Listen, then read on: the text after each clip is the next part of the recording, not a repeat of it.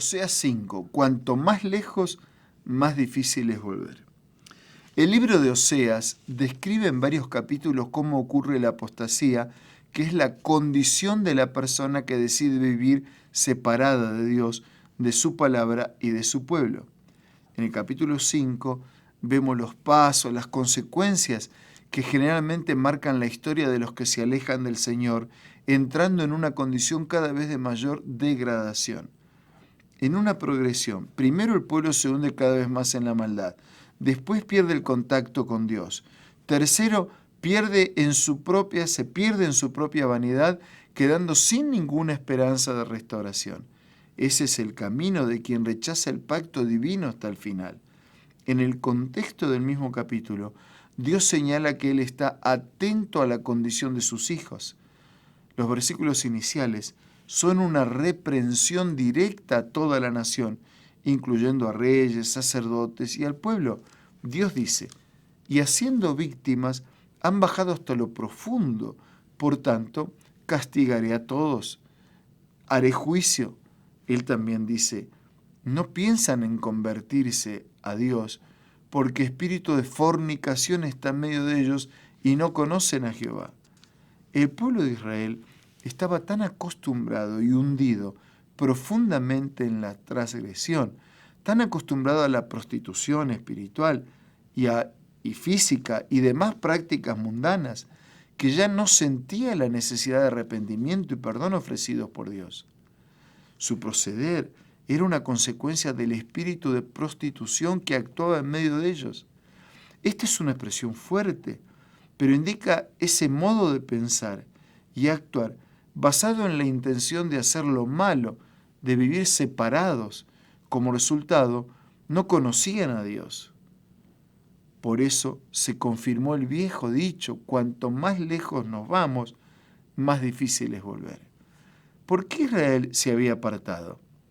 A lo largo de estos días, leyendo el libro de Oseas, encontramos varios motivos.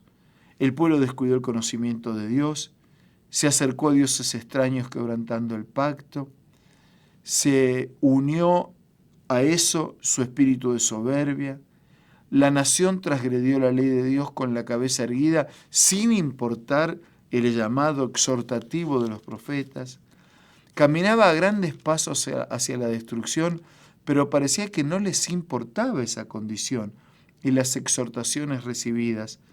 Conforme fue denunciado por Dios, la soberbia de Israel le desmentirá en su cara. Israel y Efraín tropezarían en el pecado y Judá tropezará también con ellos. El ácido del orgullo está esparciéndose de norte a sur y pronto no solo contaminaría lo que restaba de la lealtad en algunos, sino sería el pecado de toda la nación.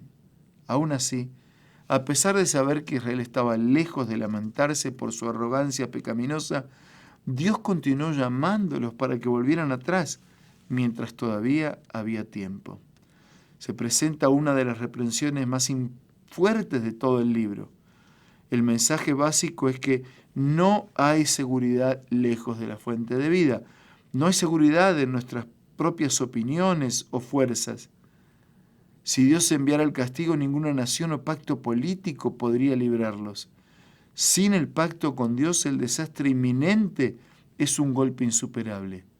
Juntando todo lo que leímos, podemos concluir diciendo, el capítulo nos recuerda 3 lecciones principales. Primero, nunca es seguro confiar demasiado en uno mismo, en la fuerza humana, en los propios caminos, porque eso nos lleva a la soberbia y a separarnos de Dios. Segundo, cuantos más nos apartamos de la voluntad de Dios, más difícil es volver.